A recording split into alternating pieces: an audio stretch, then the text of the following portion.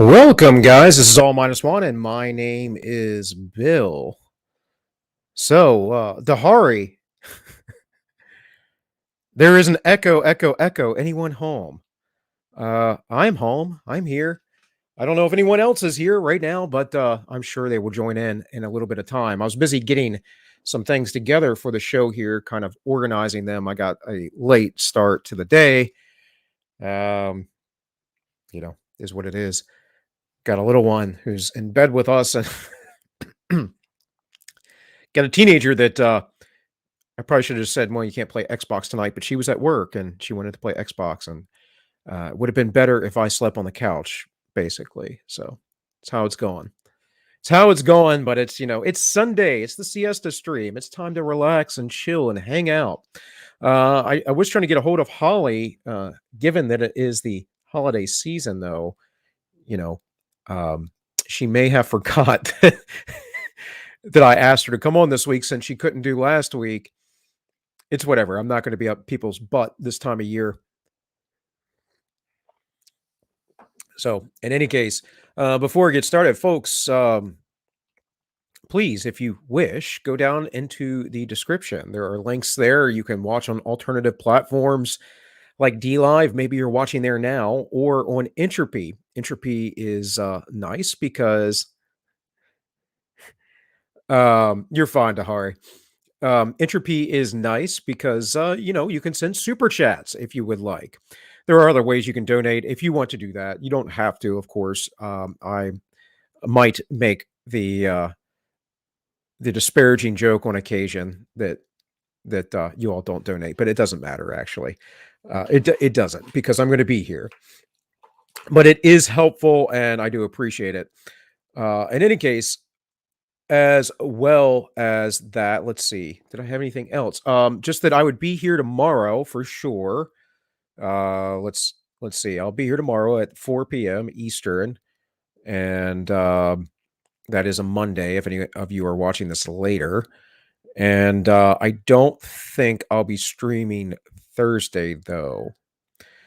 But maybe I might stream Thursday. We shall see. We shall see. So this is, leading up to the holidays, generally a busy week, and I have other stuff that other people don't have because I have family members with lots of birthdays around this time of year. So just letting you know on my end, we'll stream tomorrow, maybe Thursday. We'll have it figured out.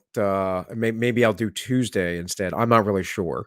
But as we get nearer to Christmas, I won't be doing anything. It's not really beneficial to me to take that time out, given that I have a smaller channel. But I will get back to this as soon as possible, probably over the weekend next Sunday. So, and then I'll probably have a much easier schedule, regular schedule, the week after Christmas.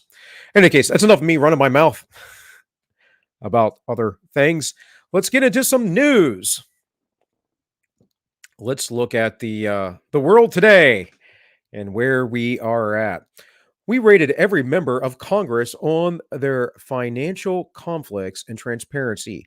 Dozens of federal lawmakers and at least 182 top congressional staffers are violating a federal conflict of interest law known as the Stock Act. Others are failing to avoid clashes between their personal finances and public duties. Imagine that. Imagine a Congress so big and so untouchable that they're completely corrupt. You don't have to imagine hard if you understand how Washington, D.C. operates. So, real quick, I want to see what happens if I take this off dark. Okay.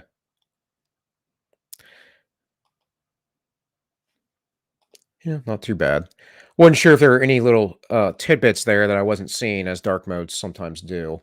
I got a new dark mode too, so this one works better, I should say, with Chrome. The other one I had, I couldn't use on every site, and I certainly couldn't use on StreamYards here. Made the whole thing look weird. So members get a green rating if their financial compliance is solid. Yellow means caution. Their actions are borderline, which means they're probably corrupt or they know that they're on the verge of being corrupt. So they're very, very, very careful. And like this says, they deserve greater scrutiny. And red means danger, that a member has multiple issues that could expose them to ethical problems. So this is the breakdown for the Senate and below the House.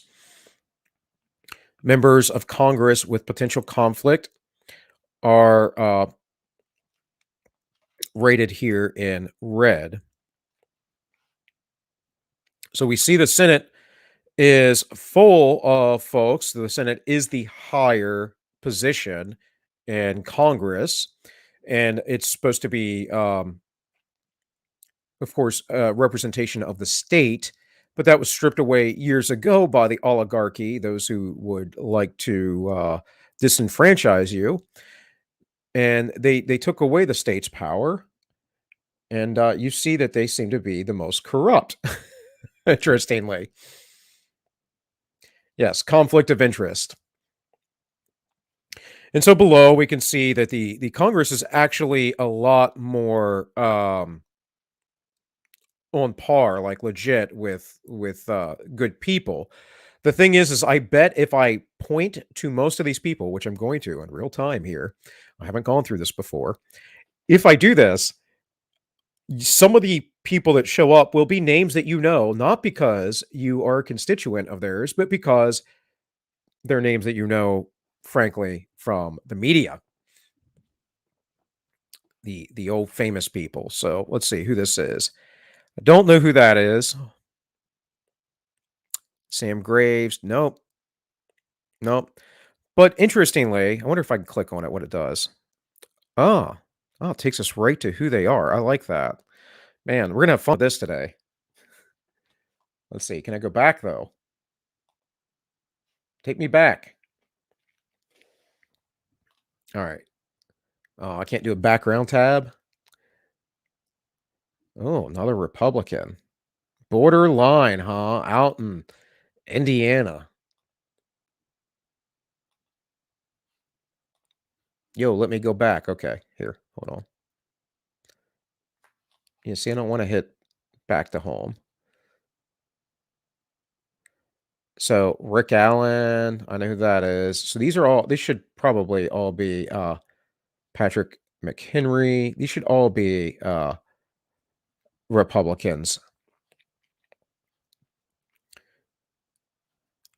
This member of Congress rating is computed from 6 metrics together. They measure the lawmaker's compliance with federal conflict of interest laws, avoidance of potential conflicts, and commitment to transparency regarding personal finances.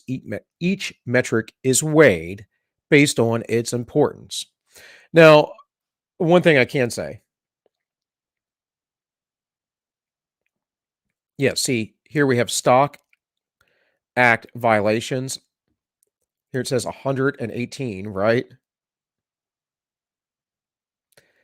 Nearly, yeah, nearly $10 million of money raised, probably personal financial money. Members said they paid an application fine under the Stock Act, but did not provide proof. Makes you wonder. No staffers, individual stock trades, yes. Upon learning of his Stock Act violation, Congressman Fallon self reported himself to the Ethics Committee and proactively paid his fines. So there you go. So this guy got caught by himself. Apparently, he wasn't totally aware. So that's good. That's good. Take me back again.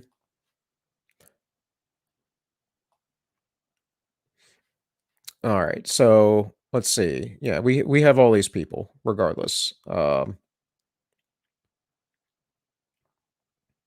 Blake Moore. I'm actually kind of surprised I don't know more of these folks' names. Oh, look, there's Dan Crenshaw. But at the same time, I will say this, that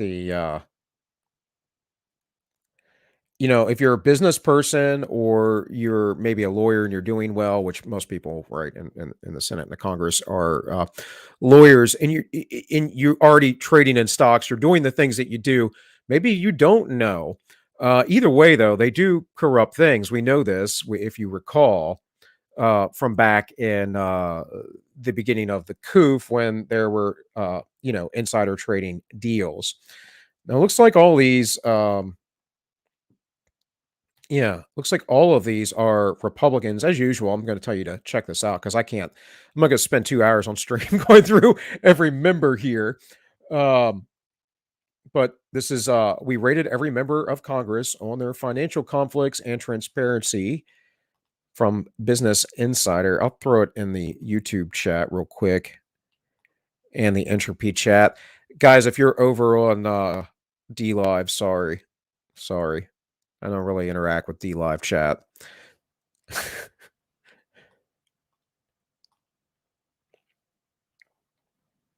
So let's see.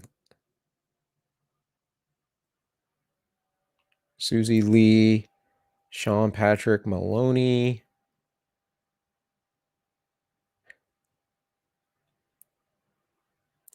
Oh, there we go. Nancy Pelosi. Well, I was hoping she would be on that list. Let's see what her violations are. Oh, one staffer. Individual stock trades. 3 transactions at issue were reported as soon as the staffer became aware of them. The transactions are from a trust fund in which the staffer is a beneficiary of. A bank manages and controls the investment. Yeah. Like, this is hard. This is hard. This is why the IRS was invented in the first place. Um, to be able to go after people and tax laws and everything else. Remember, the FBI finally got Al Capone on tax fraud, right? This is just a way to track people and say, hey, you can't make money this way or that way. Don't get me wrong. I don't want these folks in power making money the way that they do. I doubt it's mostly stocks, though, as well. So the members of Congress are rated, 13 members of Congress are rated as dangerous. And, Dianne Feinstein, imagine that. I actually don't know most of these people, which is good. You shouldn't know too many congressmen unless they're unless they're in your district. Um,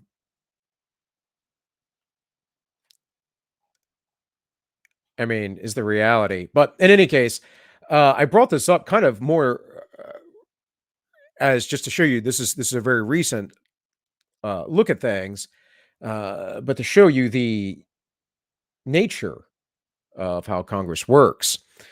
And Represent Us, I've brought up numerous times over the course of my streaming. And this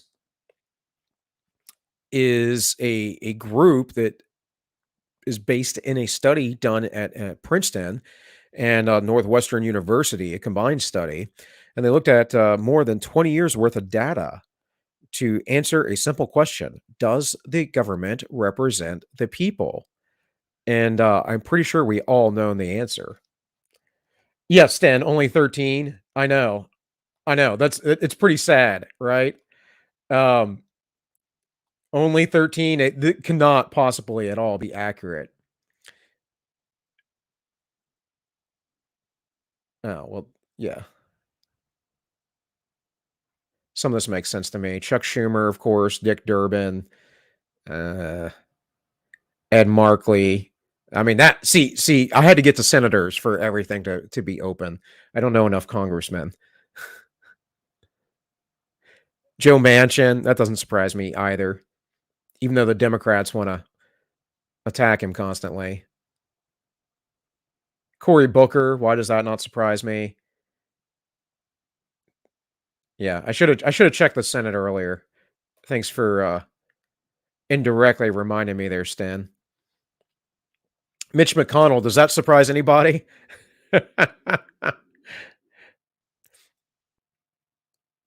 And I see a lot more Republicans too, of course.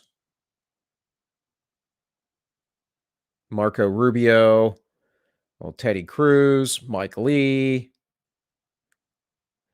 and then sometimes when I see this, Chuck Grassley, when I see stuff like this, Mitt Romney, I don't know why Mitt Romney's on this side of the aisle, Rand Paul.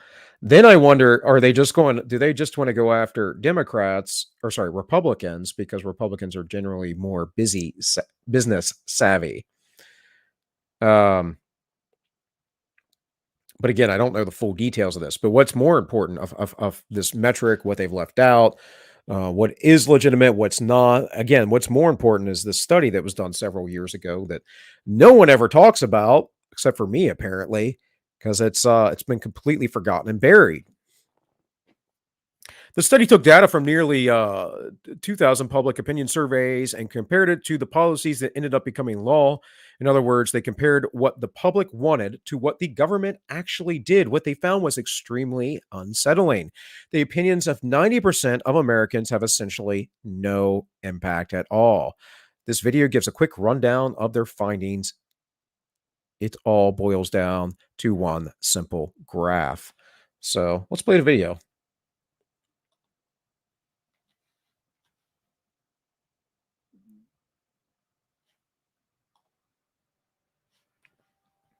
Hold up. All right. Unmute this. I'm going to leave my mic unmuted. I think I got that problem fixed with the echo the other week, but you guys let me know.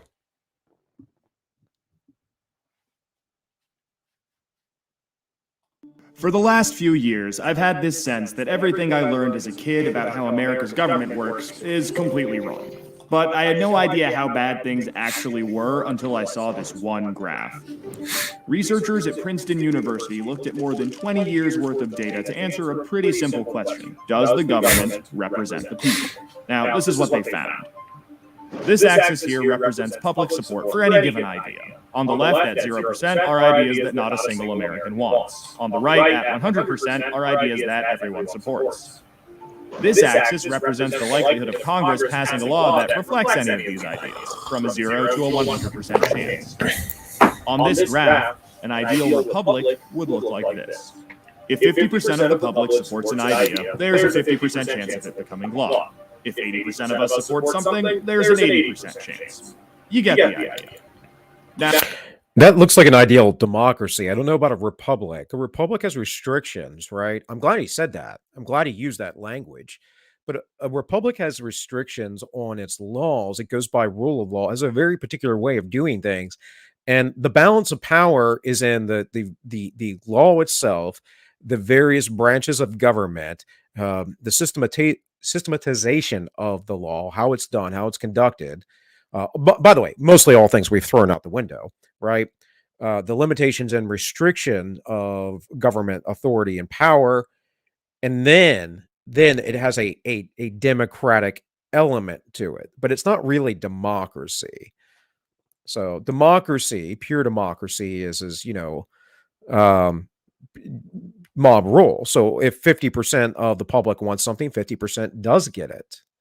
That, I don't think, is how a republic works. A republic must maintain that rule of law. That is the essence of it, which is why we don't have a republic anymore, even though we are to be one.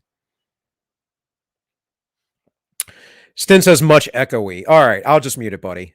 I'll mute it, and I'll start it from the beginning since it only played for a minute. For the last few years, I've had this sense that everything I learned as a kid about how America's government works is completely wrong. But I had no idea how bad things actually were until I saw this one graph. Researchers at Princeton University looked at more than 20 years worth of data to answer a pretty simple question. Does the government represent the people? Now, this is what they found. This axis here represents public support for any given idea. On the left, at 0%, are ideas that not a single American wants. On the right, at 100%, are ideas that everyone supports. This axis represents the likelihood of Congress passing a law that reflects any of these ideas, from a 0 to a 100% chance. On this graph, an ideal republic would look like this.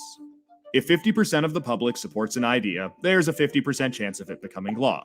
If 80% of us support something, there's an 80% chance. You get the idea.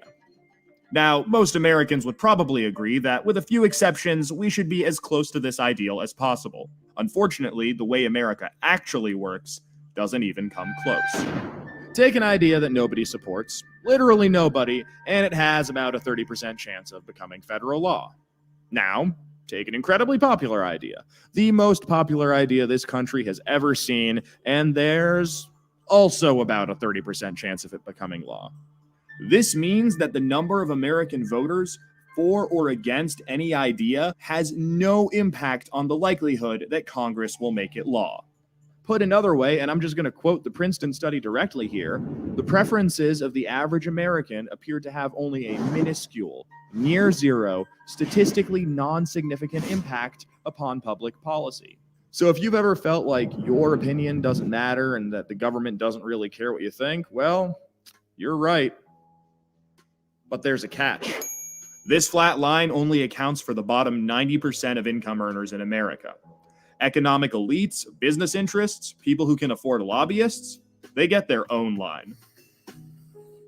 Look at how much closer their line is to the ideal. When they want something, the government is much more likely to do it. Now, why do you think that is? Why do you think that the government is much more likely to favor the interest of certain businesses? And see, the problem of the folks on the left who speak out against the corruption is they just want to basically bolster up and reinforce the corruption with more corruption. They want to say, well, if the government was bigger and could take more of your money and spend more of it and waste it on more things, then it would be more ethical and it would be less inefficient somehow. Now, where they get this from, I don't know, other than Fantasyland. But the reason why, again, I brought up the stock thing, it was a newer article. My wife showed it to me. I thought it was pretty interesting, although I did see it elsewhere. But the point is that people really need to be confronted with this. You need to be able to show it to them that there are issues, and there's very little reporting ever about it. You know, I would say up until Trump, and especially with COVID, and especially the way the last 2 years have gone, 89% of people to 95% of people, you know, there's that like 90 or sorry, there's like a 10, 11, 12% of people that might, maybe 5% of people that might be actually understanding what's going on in politics, I think. What's going on globally with these things. It's not the majority in any way, shape, or form. And it depends on the area that you live in, I think. But these folks, you know, they've been trying to blow the whistle on this stuff forever, and no one listens.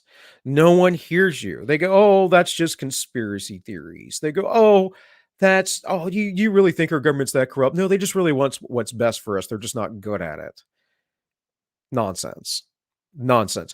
This system was created by these people who are running it for themselves, not the system that was created back in, you know, the 1790s, that under the Constitution that we have today. Not that system, but how the system is operating currently since the progressive era started at the beginning of the last century.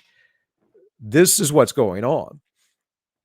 And so the business ties with the government started going on because they liked the idea of that soft fascism, if you would, that allowed them to control the economies and the peoples, and they've continued it ever since. And you're just taught that this is business as usual, par for the course, the way things are, the way things should be. They have to be this way for the government to control it. We have to have a Federal Reserve Bank in order to fight inflation and all these nonsensical things that are completely antithetical to your liberty and your prosperity. And you're indoctrinated with this in the school systems. You're indoctrinating your children with this. So it's no wonder why people don't understand it. But if you go over and you find, you know, let's see, am I still in dark mode? I shouldn't be. Represent us. Here we go. You can show people this data because it's important. They understand the truth. And I know that people will offhand throw the truth straight out the window. That's a person that's lost. That is a swine that you should not cast your pearls before. But otherwise, people who might be curious or willing to listen, you need to direct them to these things. And another reason for this is to get them away. We're always going to look at the federal government because they have so much power and authority, but you need to get people away from thinking that the federal government is the solution to their problems. They have to think on an individual level, on their familiar level, on the community level. They have to think locally in order to fix anything. And trust me, the federal system will eventually crash and burn. It's going to get propped up by other nations and the UN and whatever else, but it will crash and burn because it's unsustainable. Absolutely. And when they don't, they have the power to completely block it from happening, no matter how much the rest of the country supports it. They get what they want, and guess who ends up paying for it? We pay for it with the most expensive healthcare in the world. We pay for it with a tax code that's a complete mess. We pay for it with internet that's slower and more expensive, with wasteful spending, a floundering education system, a catastrophic drug war, and 1 in 5 American children born into poverty. Almost every major issue we face as a nation can be traced back to this graph. How does this happen? Well, just follow the money.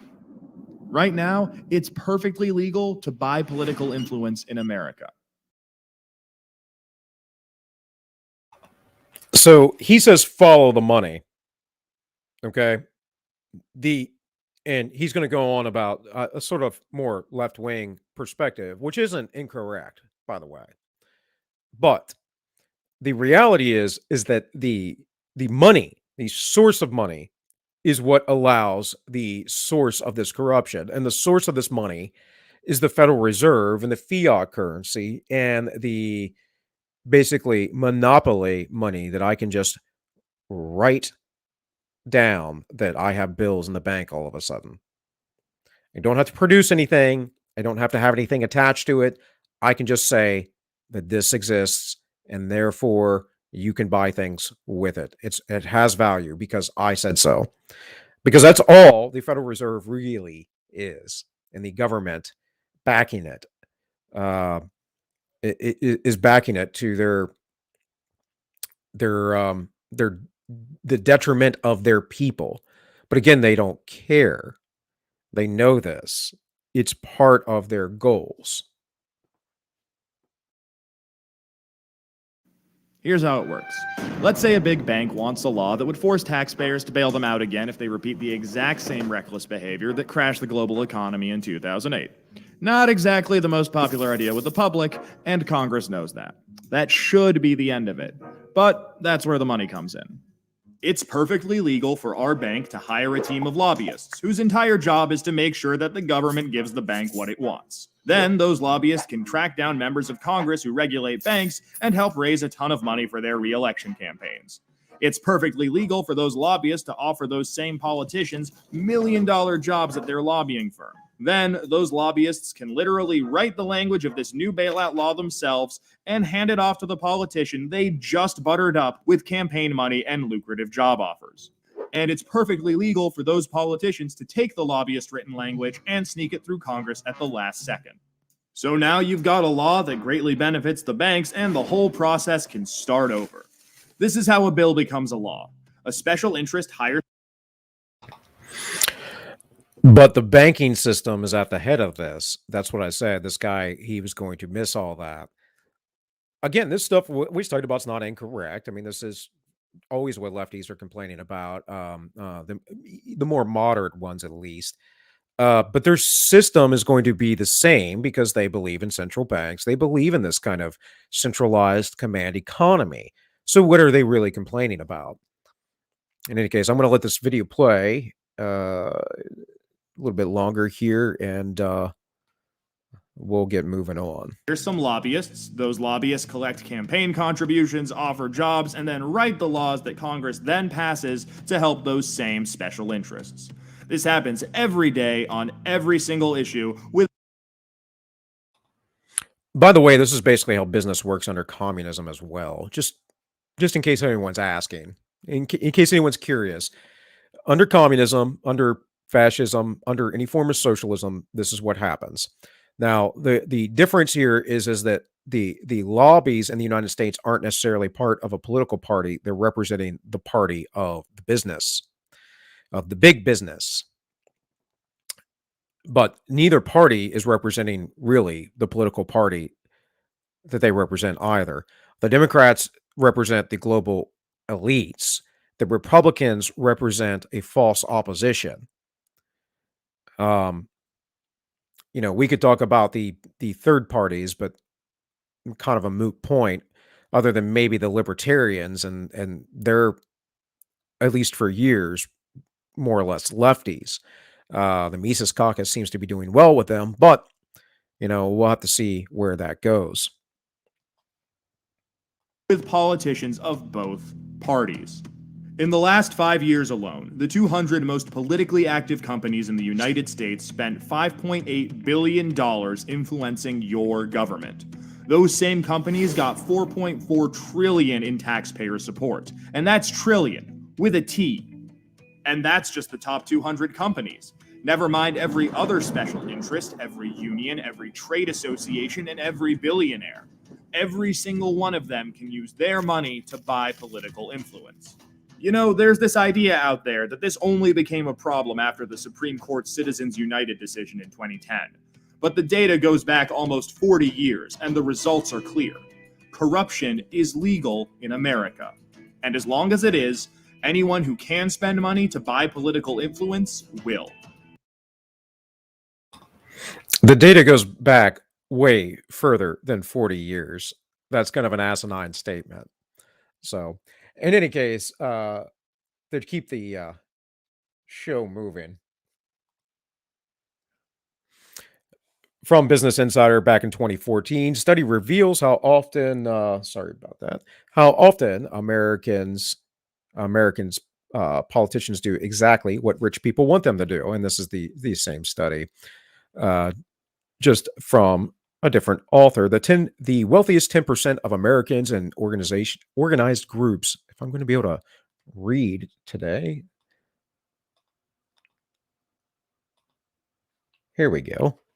The wealthiest 10% of Americans and organized groups that speak for big business have far more influence over the U.S. government than the average citizen.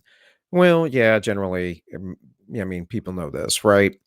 But I think for me, the issue comes down to, do I know the business owner? Do I know these people in my community? At what point do we want to have a nameless, faceless company in front of us, right? Like, I go to Walmart very regularly. It's not very far from me. However, is that how I really want it? No. One thing I can say with Walmart, I'm pretty certain, right? They're still privately owned, right? The Waltons still own it. They're not a public business. I might be wrong about that. Maybe they are fully public, but either way, I do that for the convenience, but is this where we want our society to continue to trend? Do we want the big box stores? We know the globalists want the big box stores to be the provider of all things. At some point, especially with artificial supply chain restrictions, your individuality is going to be curtailed even more, because you're going to be going to these box chains and they're going to go, we only have so many of these items to choose from, so many different variations. Imagine this, to slowly do this to a population for a period of time, to where it plays out that sometime in the future, everyone dresses nearly exactly the same, except for those who are very wealthy, of course, who don't have to shop at Walmart or whatever. Um, I mean, you could see how these things could play out by just restricting the choices of suppliers, right? Because that's really what this is. This may not be suppliers to Walmart or suppliers to Amazon, but they are the suppliers to the population. And the government is the one who implemented this in the first place. They liked it, they wanted to do it, but I think the businesses enjoyed it as well because it provides a form of protection for their business if they are the lucky few who are chosen, right? So back during the Great Depression, if you were a farmer and they were, burning down a field of your crops to keep your prices up, then you might not be so upset about that, especially if you were compensated by the government, or if they were slaughtering your animals, your cattle, or your pig,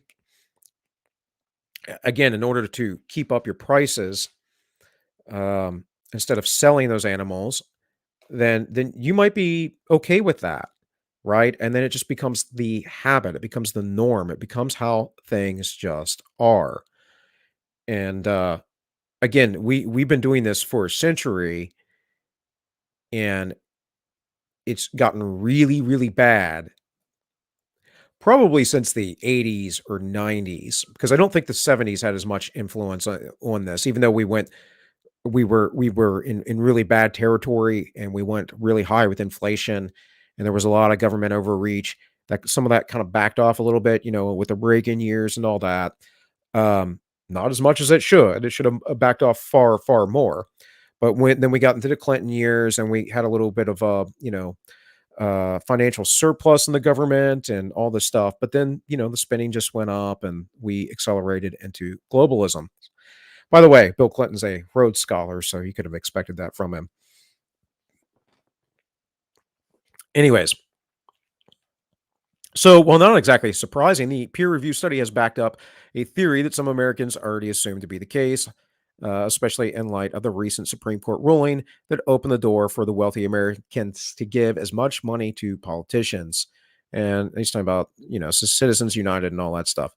So here's a little graph, economic elite preferences, yada, yada, yada, average citizen preferences. But it basically, I wasn't planning on playing the video, but I just decided to. So it basically just sums up what we just looked at. But then this came to me the other day. Read elsewhere. I think Zero Hedge had it up. But this is the original article on von Mises.org or Mises.org. And it's the tyranny of the enlightened experts.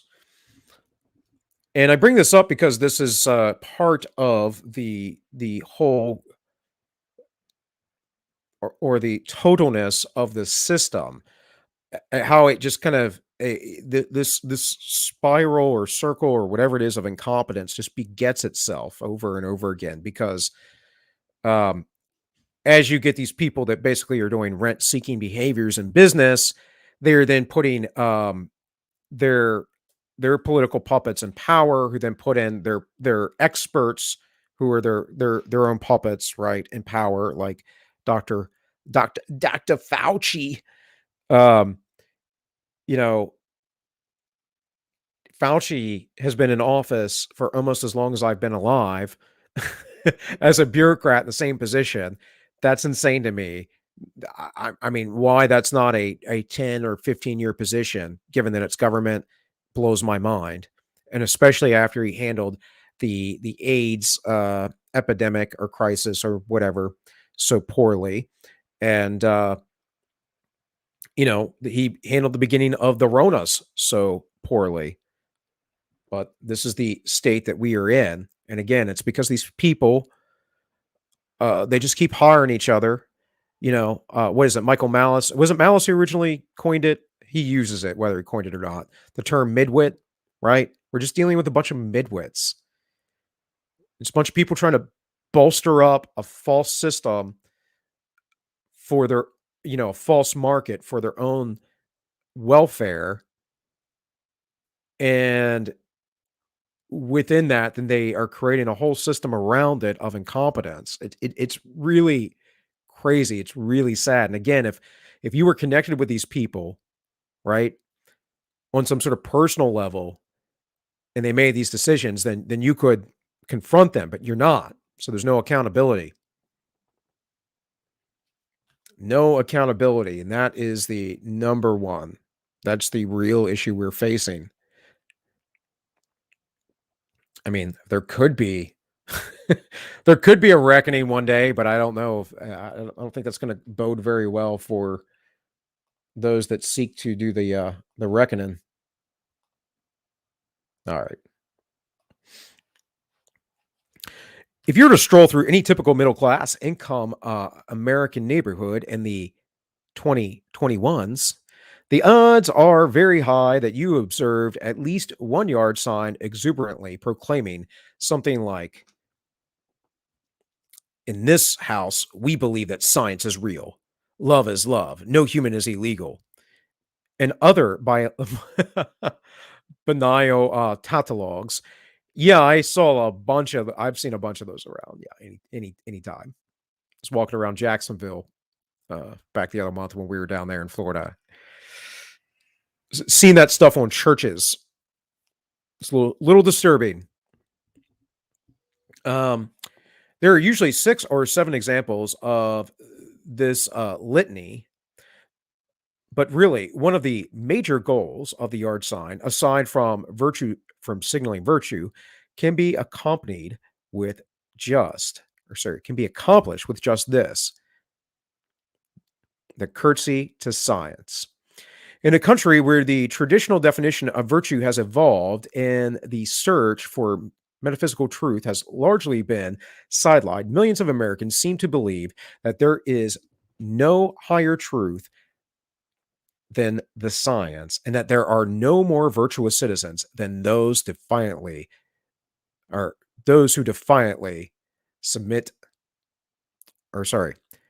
deferentially submit to the experts.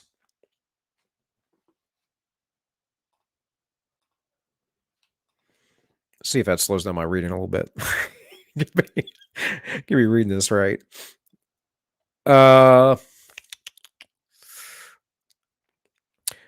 The societal planners and the proclaimers of science.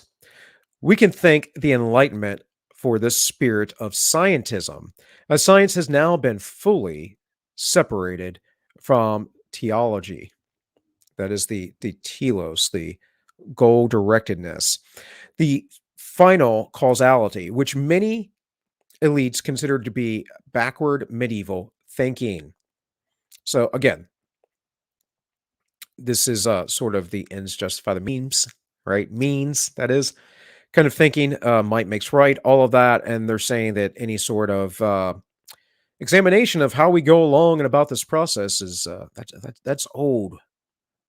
Shouldn't think like that. Just trust the science, trust the experts, trust the humanistic experience, which I think all of history tells us not to, actually. But it tells us that raw humanism is a bad thing, that our passions tend to take over, and we need boundaries.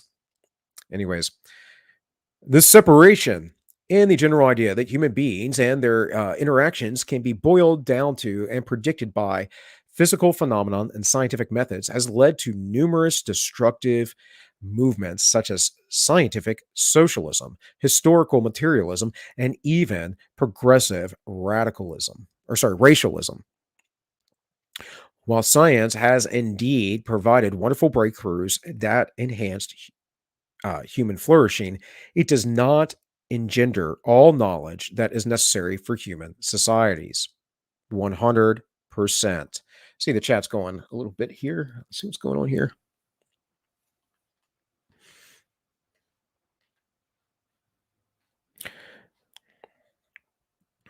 It's all self-interest. Yes.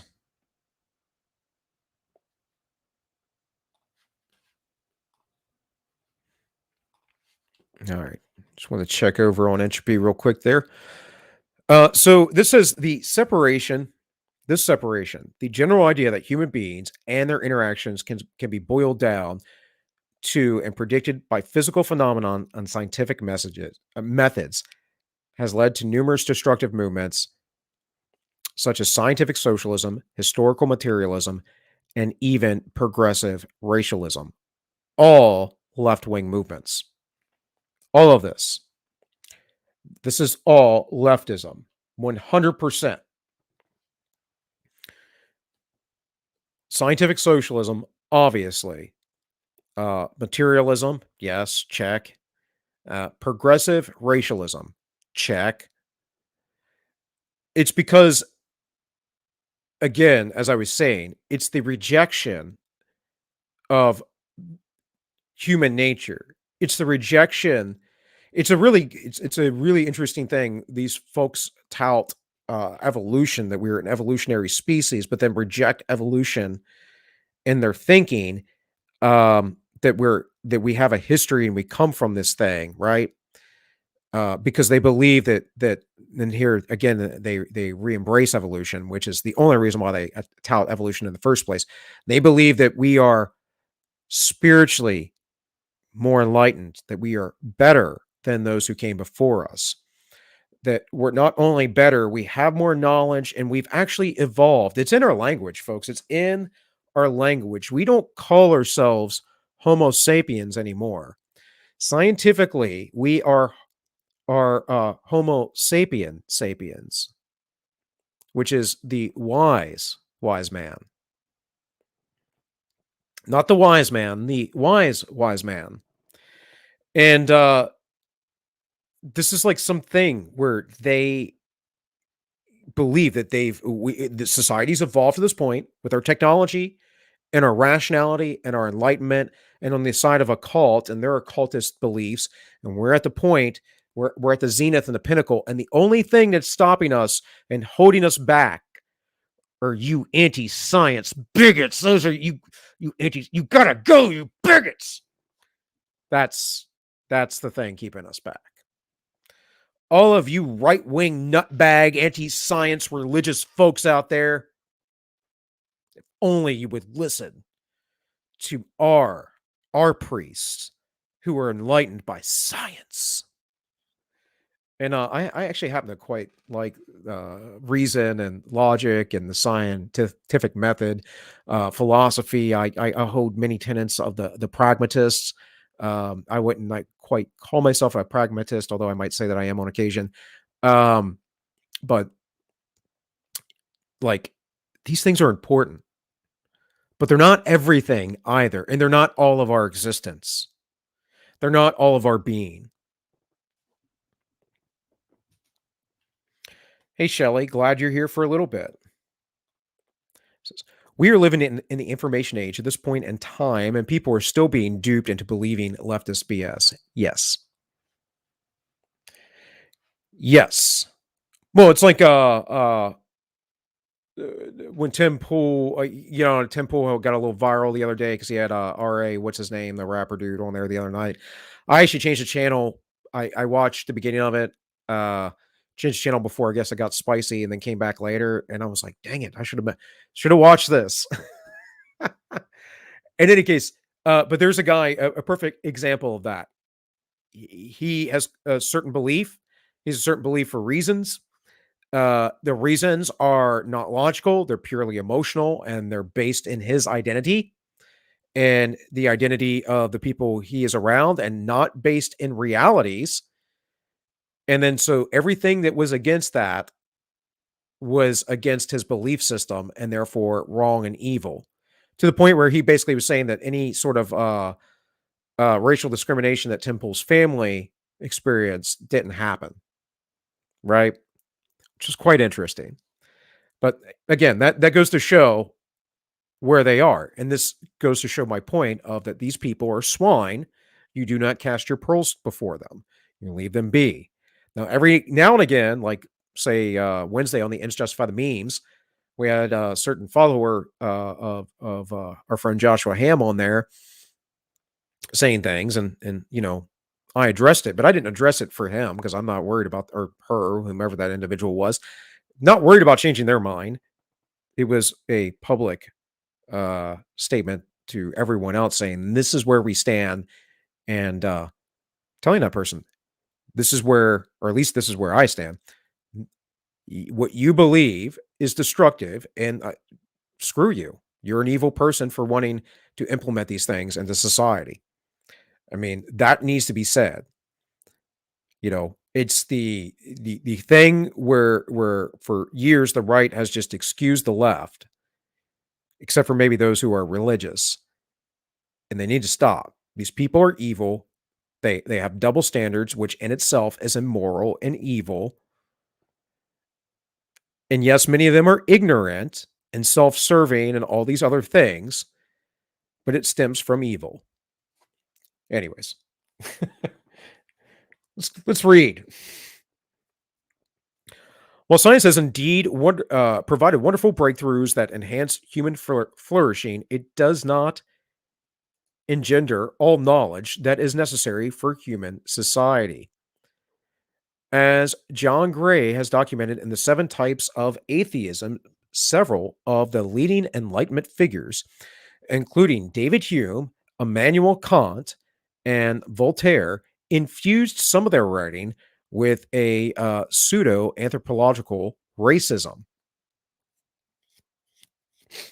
And we should understand, too, that a lot of people will talk about someone like Voltaire and his influence on the founding of America and all, but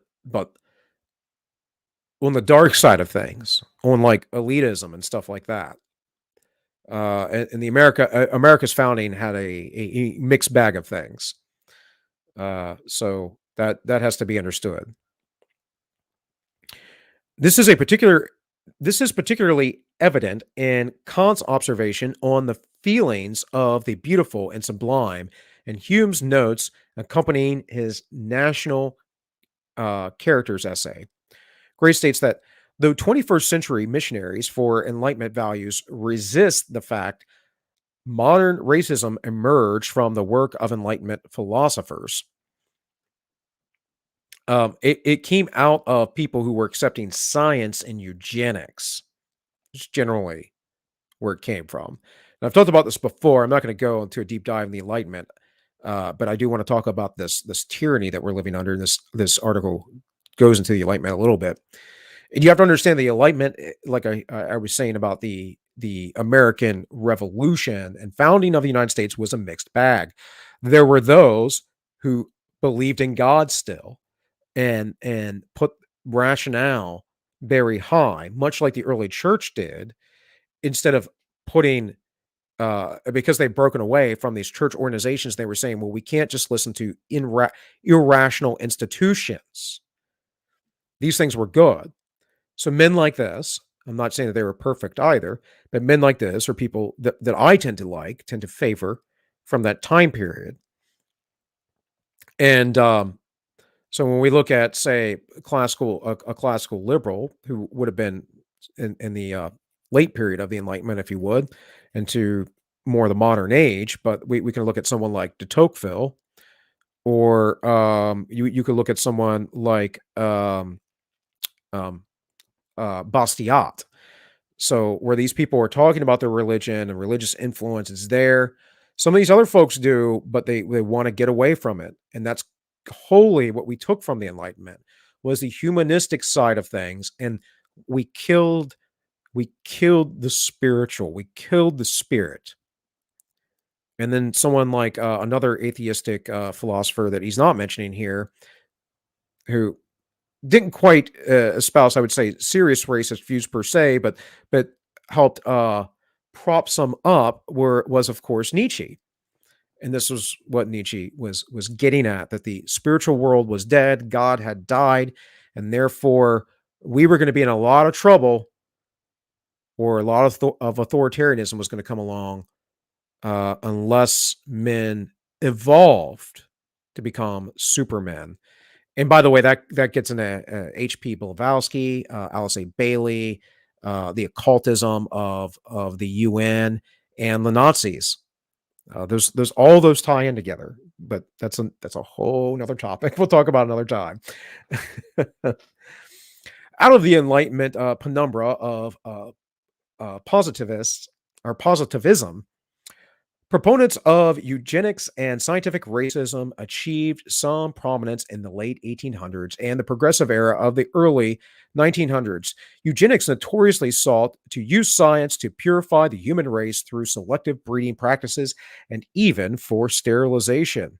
Francis Galton, a cousin of Charles Darwin, coined the term eugenics and began to apply Darwin's work to evolution in human societies. And Darwin stole his whole thing from his grandfather Erasmus and Erasmus's work, Zoonomia. See, I got chat going. I want to make sure I don't get too far behind. You guys are saying stuff.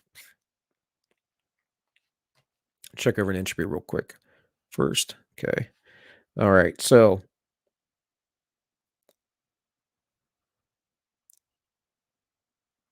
I see Dahari and Shelley are in there having a convo.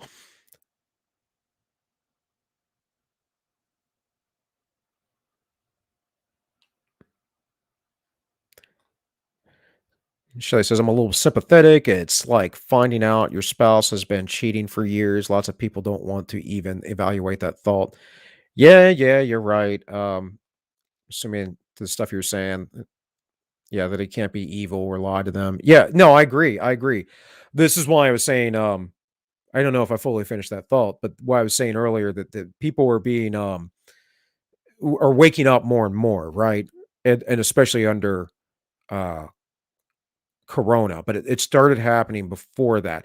Really, 9/11 was a big one a few years after 9/11, especially, right, with the 9/11, like, truth movement, Ron Paul. This movement of freedom and waking up's been going on for a while, and it's been happening on the right, which is good because before, it was always more of a left wing thing, like the hippies. I'll joke and call myself a hippie, but really the real hippies, right? They're all leftists. And they would talk about these things and government conspiracies. And it became more of a right thing over time, but always in certain spheres, right? And then, of course, those people were always the terrorists and all this stuff because that's what they do. They make you out to be something you're not, generally. Yeah, and the Hari says, we know how lazy and easily persuaded people can be. Yes.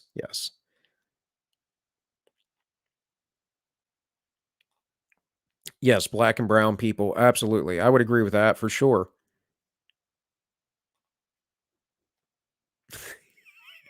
I still don't get how anyone likes our Antichrist Pope.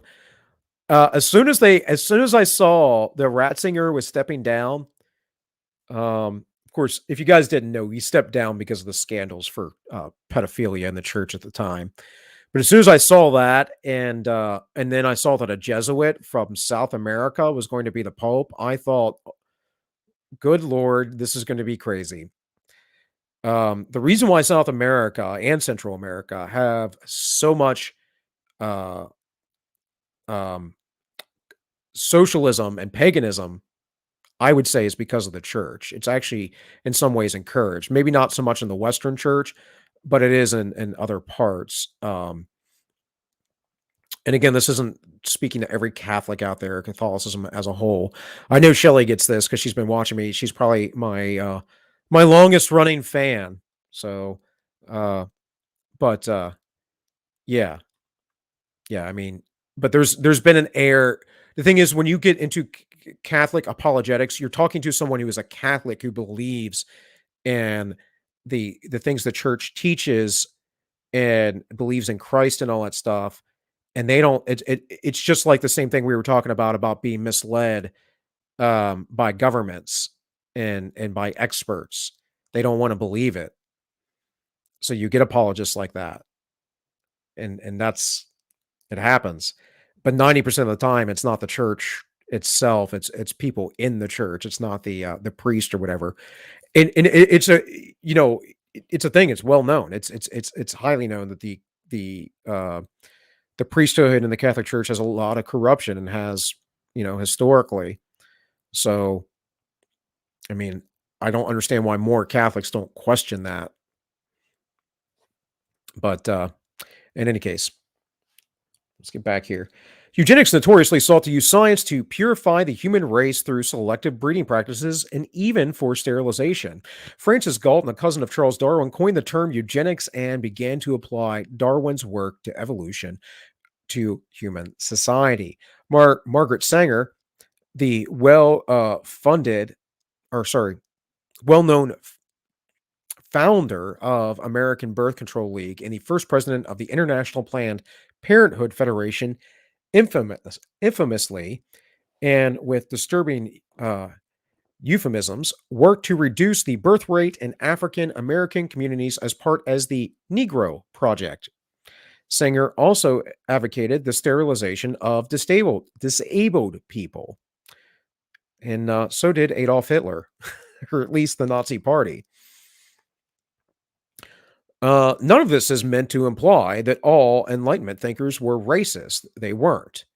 Or that all progressives support eugenics. They don't.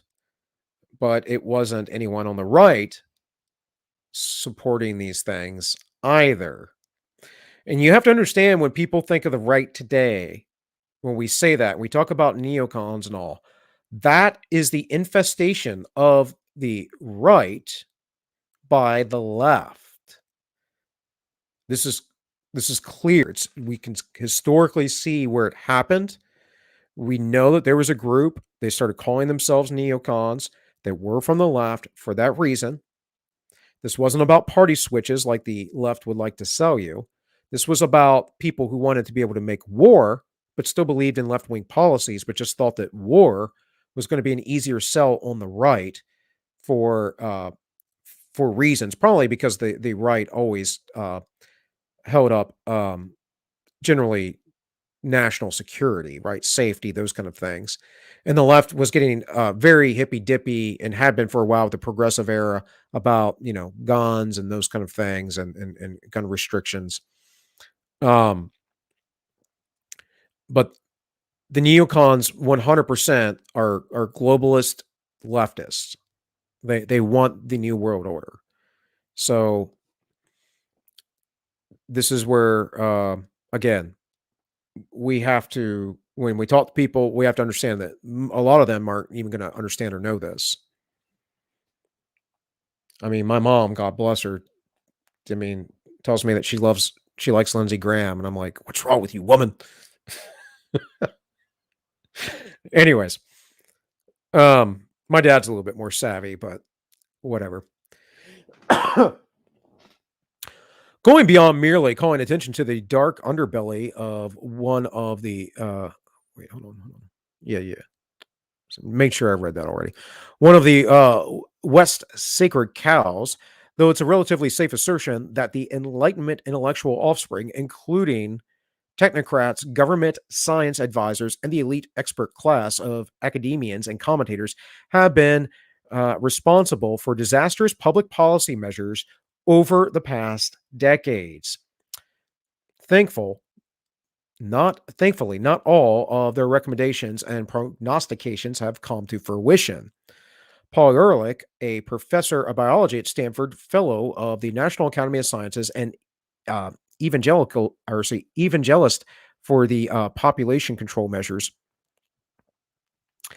outlandishly predicted a number of neo-Malthusian horrors, including the mass starvation of hundreds of millions of humans, increases in global poverty, and the exploding world population in 1970s and 80s.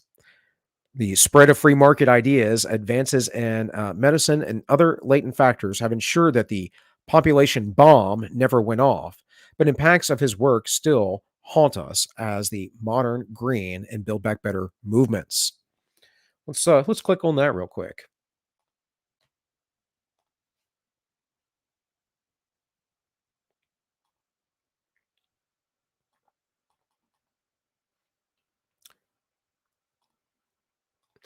So, back in 1968, the book that incited a worldwide fear of overpopulation, the population bomb. Well, this isn't the only one. I can assure you that, because many books in the 70s came out to this tune. As 1968 began, Paul Ehrlich was an etymologist at Stanford University, known to his peers for his groundbreaking studies of the coevolution of flowering, or what did I say? It was etymology. He's an entomologist studying plant life. Okay, and butterflies, but almost unknown to the average person. That was about to change. In May, Ehrlich released a quickly written, cheaply bound paperback, The Population Bomb. Initially was ignored, but over time, Ehrlich's track would sell millions of copies and turn its author into a celebrity. It would become one of the most influential books in the 20th century and one of the most heatedly attacked. The first sentence set out the tone. The battle to feed all of humanity is over, and humanity had lost. In the 1970s, the book promised hundreds of millions of people are going to starve to death. No matter what people do, nothing can prevent a substantial increase in the world death rate. And they're saying this again now. They're re-releasing. I can't think of the books off the top of my head, but people related to the World Economic Forum and their studies and all that.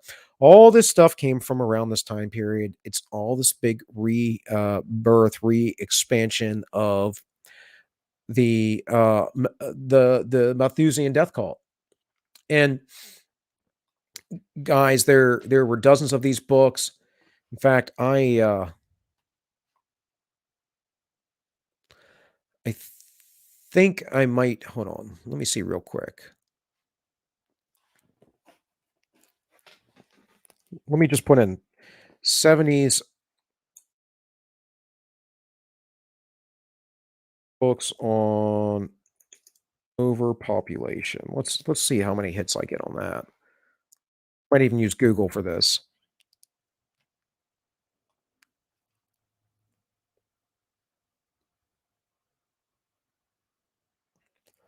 Well, I'll type that in, and the population bomb came up. It can't be the only one though, because I know.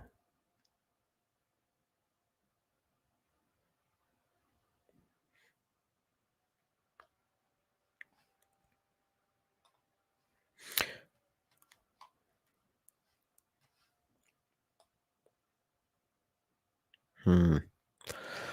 Well, in any case, all the you guys know, right? The MIT study with the Club of Rome, mind you, that talked about overpopulation and economic collapse and all that stuff.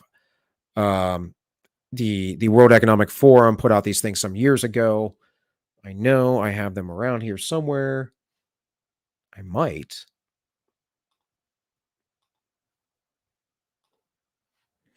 Very well have them in a folder, which I think I actually do. Well, we have an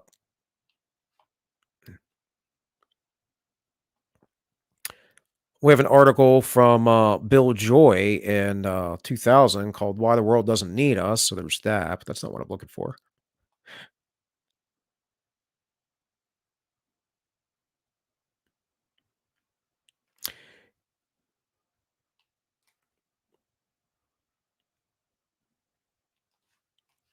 Yeah, I don't know why. Just won't come to my head. But in any case, sorry for the dead air there. Nice and boring for you. But I think you guys look through my stuff. It's out there. Whatever the book is, I'm trying to think of. It's called. But there were several of them. Lots of people doing these studies around this time. Um, it says the spread of the free market ideas, advanced in medicine, yada yada. The prevented those things, and they're saying the modern green and build back better movements. That's the same movement. They're not separate. So the author should clarify that. They might pretend to be separate, but they're not. It's just like BLM and all that. They're all these things are tied in, guys. Don't think that they're separate movements. Harmful, impractical, and costly ideas of the expert class, as well as the experts themselves, often infiltrate the government's regulatory machine. At much time, they are inflicted upon the general populace. Murray Rothbard discuss and power and markets. And another thing about these predictions, right, coming, um, that I wanted to talk about here in a bit, but I'm also just bring it up now because I might not end up talking about it as much. But from the Daily Mail, it says CDC issues grim forecast warning weekly COVID will jump. The weekly cases will jump by 55% to 1.3 million by Christmas Day, and that deaths will surge by 73% to 15,600 a week as Omicron becomes dominant strain. I don't believe them. I don't. Right here it says it is feared that a tidal wave of Omicron is headed for the U.S. shores, with the U.K. recording its biggest one-day case total ever on Thursday with 68,610, with 10,000 of those cases confirmed as Omicron. Well, if you guys watched the Ends Justify the Memes the other day, I played a clip from not Australia, from Canada, and their health minister saying every case from now on will be counted as Omicron. So he was just saying in Canada, that's what they're doing from now on. If that is the case, if we start doing that here, they're going to start counting any death as Omicron deaths as well, even though so far as I understand, as far as I know, there is one. I'll check in real time. I'll check right now. How many deaths from Omicron? Because the virus seems to be doing exactly what these viruses do. It's getting weaker, but it is getting more virulent. You can catch it more easily.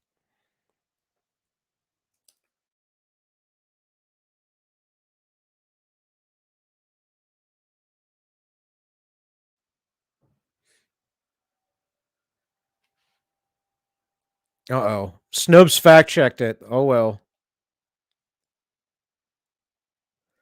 Yeah. See, I don't have a single thing yet. Let's go to the CDC.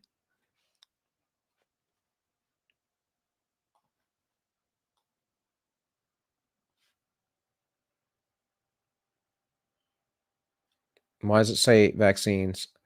Let's I don't have the old Googles on there. Let's use the Google machine.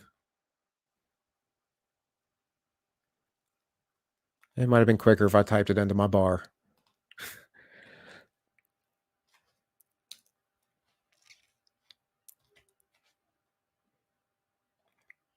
Isn't it nice how I get 7 deaths from Omicron variant in UK 21 hours ago from Forbes?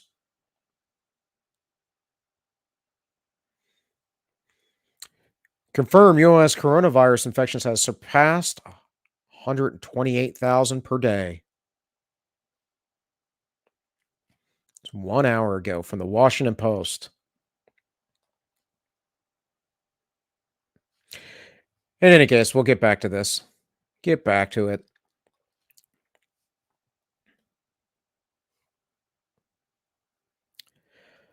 Harmful, impractical, and costly ideas of the expert class, as well as the experts themselves, often infiltrate the government's regulatory machine, at which time they are inflicted upon the general populace. Yes, because of the corrupt system, because of the Federal Reserve Bank and all the money that goes around. Hey, Bob, you want a job? Well, you're a doctor. I know you were losing your license because you were handing out a ton of prescription opioids, but I have this position in the government.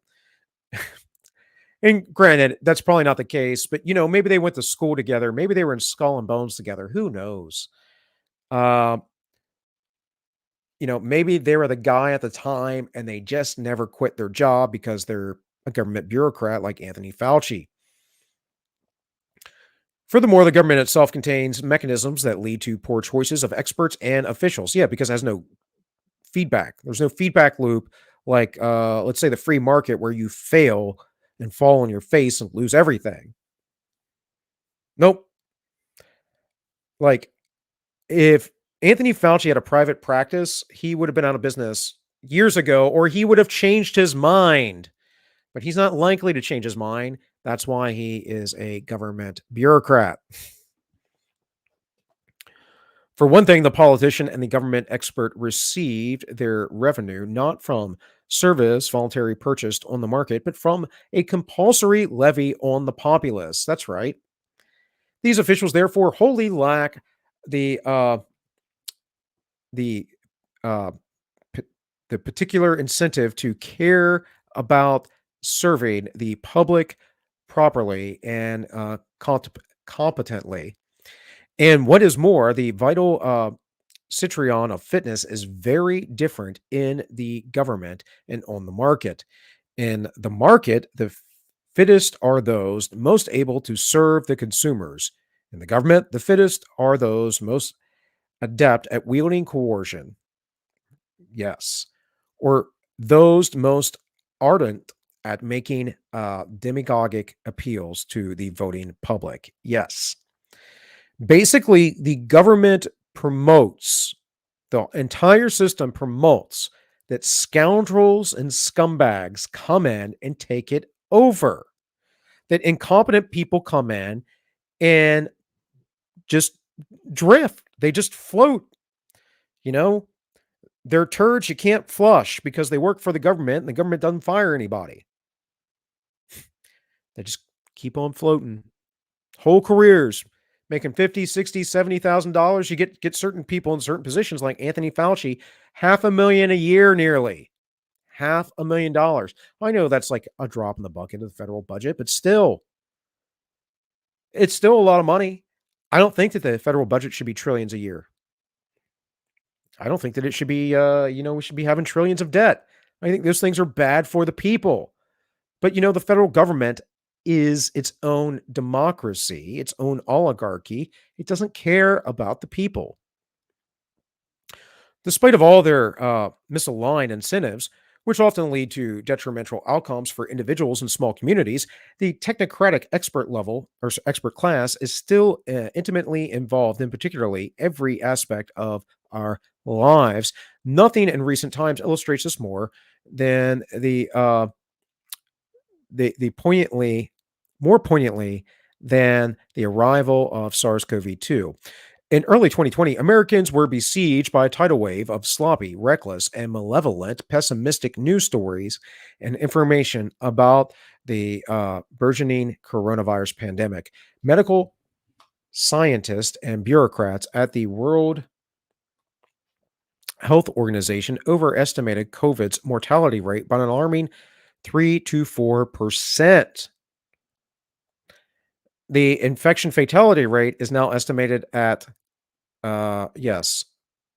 approximately 0.515%. Yeah. And public health officials took the worst case scenario fatality estimates of epidemiological modelers, such as the now disgraced Neil Ferguson at Imperial College London, promulgated them throughout the corporate media and began implementing draconian measures that would radically alter civil society. And yet, despite every one of these markers and predictions being wrong, we still have them coming up with these predictions, which, well, mark my words, folks, will likely be wrong. But I haven't been correct about any of this. Actually, that's a lie. I've been correct about all of this.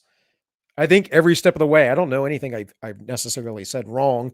But I don't remember every word I've said in every video. What I can say is that I've been vindicated time and again, regardless of YouTube yeeting videos of mine, striking me, doing whatever else it's done, having me at least just submitting an appeal. What I've said has been correct because it's not hard to figure out.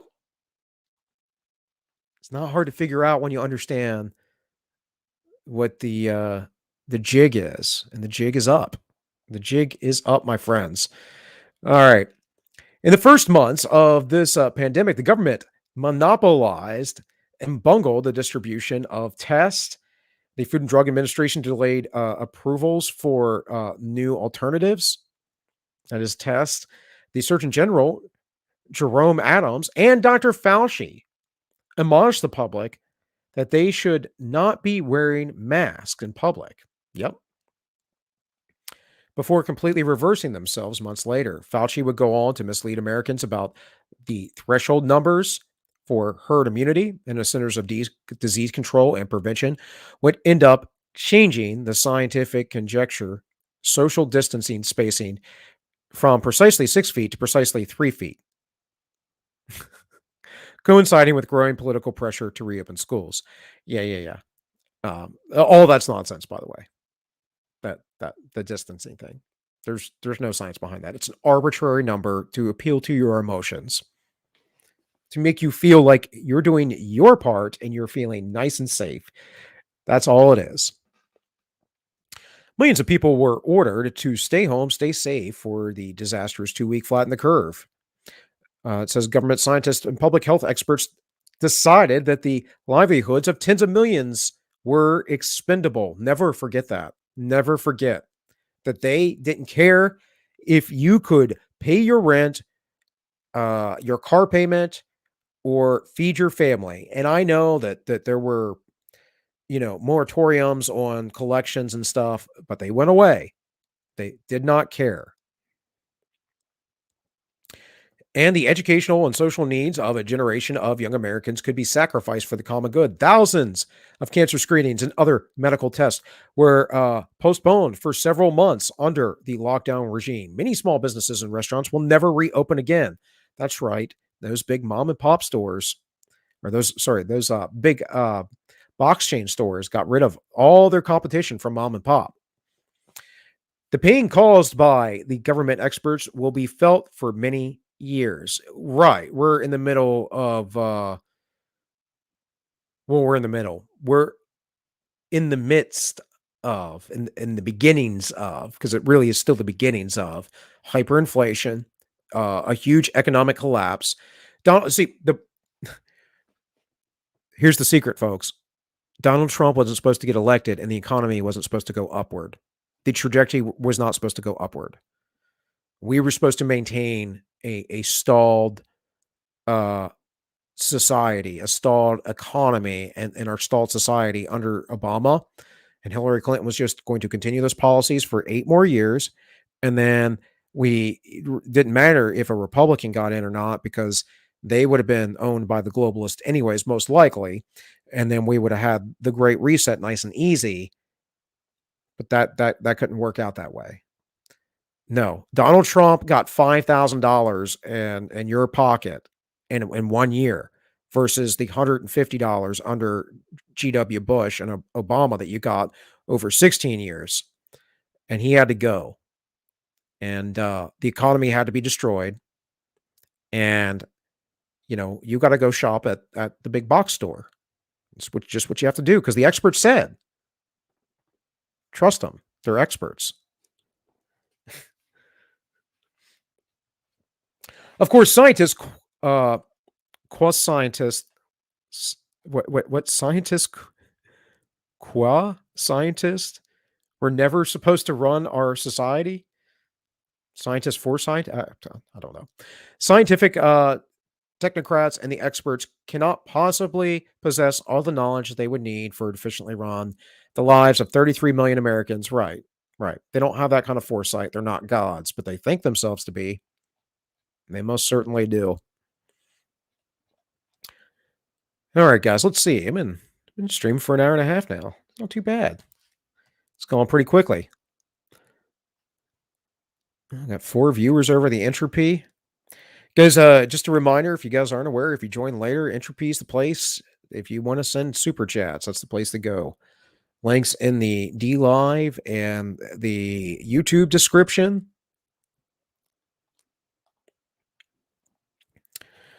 The Hari said a decline in the U.S. population population, recent Pew poll, a fraction of non-parents from 18 to 48 saying they were very likely to have kids fell from 32% in 2018 to 26% this year, increased from 37% to 44%.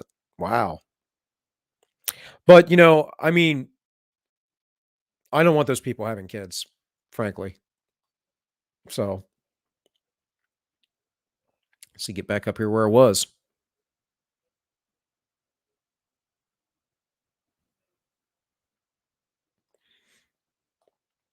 Shelley said, I believe 9/11 war was justified. I sort of did too, but I kind of, I was in the military at the time. I was actually a little annoyed because I was getting close to getting out. And I actually went in planning on making a career of it, but I kind of got jerked around my last 18 months and it just put a sour taste in my mouth. And then when I didn't get promoted, I didn't get promoted to sergeant, and it wasn't literally, it was not my fault. When you're in the military, Army, Marine Corps, pretty sure the Navy and Air Force all do the same. You do these learning distance courses for your NCO ranks, and I did my 800 level series for the Marine Corps, which is, you don't have to do these, but they give you points for promotion. And I was on ship, and there was a guy in my company that handled sending them off to DC to where they go, and never did it, or they got lost. And so I did not get promoted. I missed sergeant by 10 points. 10 points, that would have more than covered Dan. And then the score shot up like 100 points the next month because they stopped lost a bunch of people because we were going to war. But yeah, I mean, it's okay. It's okay to be fooled when the world is meant to fool you. The world is set up to fool you, but you have to break out of that and look and see with your own eyes, right? You have to seek the truth. You can't just accept what these people are telling you. And you can't go around thinking that you're crazy either, which I know is a struggle for folks, right? Like you got to question yourself. Am I the crazy one because everyone else just does what they're told and listens? Maybe you are the crazy one, but they're not any more morally righteous or even correct because they do so. Like, you can still be factually correct despite people not, believing you. That's happened quite a bit throughout history, right?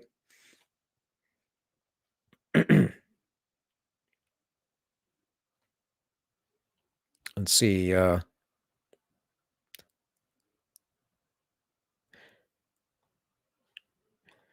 Tahari said a majority of abortion clinics were in black neighborhoods, and yet the right is evil, according to. It still is. They don't care about murdering children, Tahari. They only care that women. See, it's not evil for them for their women to be sacrifice their babies. That's the thing. You have to understand that they believe that you're evil because you don't worship or do satanic things. Whether some of them actually worship Satan in actual name or deed is another question. But you get what I'm getting at, that they believe that what they're doing is right. And I believe that it can be objected to for many reasons, psychologically, historically. We can look at the natural world. We can talk about God and all that stuff, but even outside of that, like that what they're doing is morally reprehensible. I mean, there are people that try to have children and are just mortified when they cannot or miscarry, and yet people will get pregnant and use it as a form of birth control, as Margaret Sanger called it. That's not birth control. It's just murder.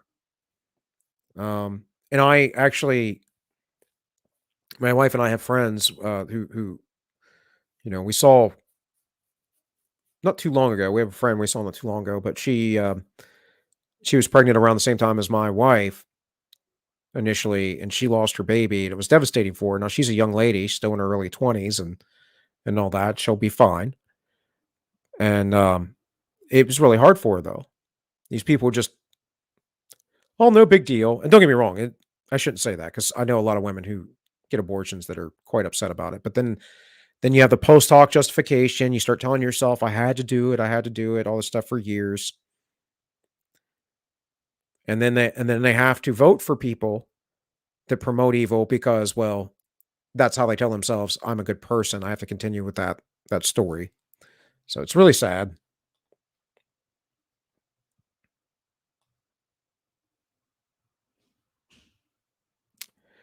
Mind control. Da, da, da.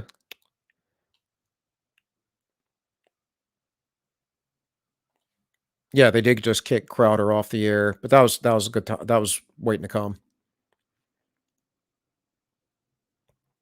Yes, Dallas Buyers Club. My wife and I just watched that the other week. I'd seen it before, but it was on what was it on? It was on Paramount. I did a free subscription to Paramount because I wanted to watch the South Park special. So I think that's where we watched it. People can't pay their rent. What did they think would happen? Right. Truth. True, true. The truth shall set you free. Yes. All right, guys. So I read to you that, and at the same time, we have the same experts that have been telling you to get the clot shot for quite a long time now, and now they're saying no, don't you dare get the J&J shot. Now that leaves Pfizer and Moderna still on the table, but yeah. Again, I have been vindicated numerous times now. So, speaking of these experts, these technocrats and whatever, we have Dr. Robert Malone, and of course, he was the creator of the mRNA vaccine. And there is a video here, but we're not going to watch it. I'm just going to read a little bit here. But he has, I think, rather recently come to the conclusion that that this is not about anyone's health. In an exclusive and explosive 1-hour interview with Veronica Kilarenko of the New American, pioneering mRNA scientist Dr. Robert Malone explains his in, uh, intensely corrupt workings of the government regulatory bodies that have mismanaged the pandemic, discusses the problem with the vaccine program, and delves into potential explosive and game-changing revelations about the shady origins of the uh, pandemic in Wuhan, China. And of course, who is Robert Malone? He, while working at the Salk Institute in 1988, by the way, they're highly prestigious, and they're the ones that broke the claims that the spike protein in the jab vaccine, if I'm not mistaken, the corona vaccine is causing heart issues. I'm pretty sure that is not a thing that is disputed really anymore. No, I'm not saying people won't dispute it. I'm just saying I think allowed to say that now. Hard to say what I'm allowed to say on YouTube. A few people are as qualified to talk about it as him. Yada yada yada. In any case, we know that for almost everybody watching this, your risk of death or hospitalization is a fraction of 1%. Okay, you're not gonna, for most of you, there's no way you're gonna die from this. What you will do is develop natural immunity.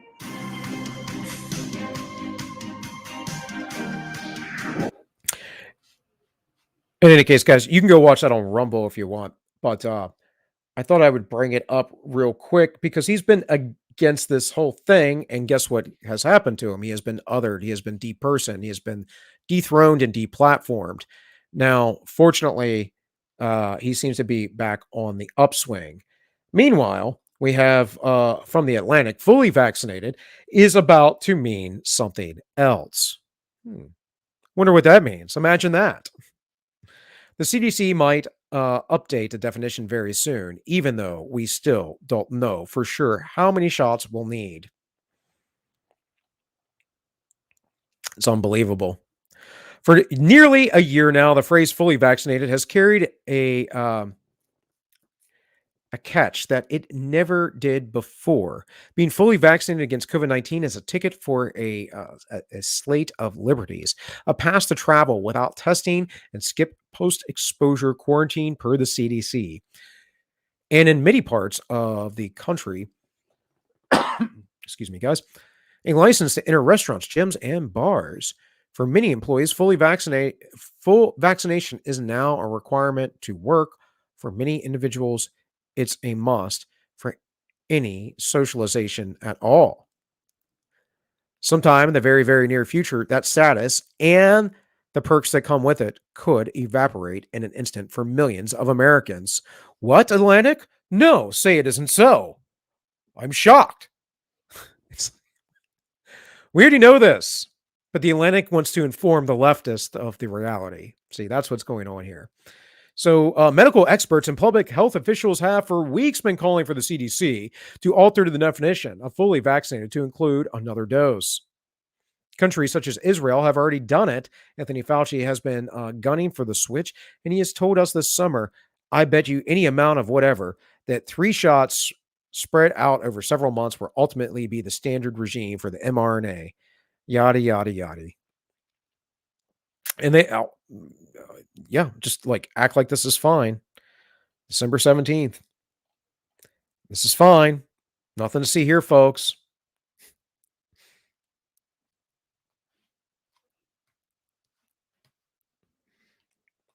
When the Democrats need a distraction, they can somehow conveniently pull a variant out of their butt.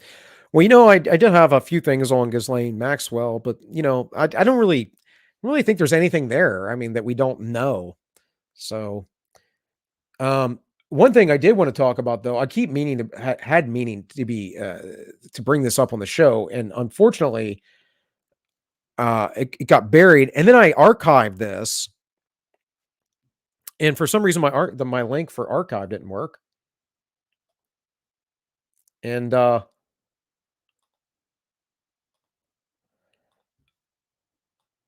just thought I'd bring it up now since it wasn't, like 6 months ago.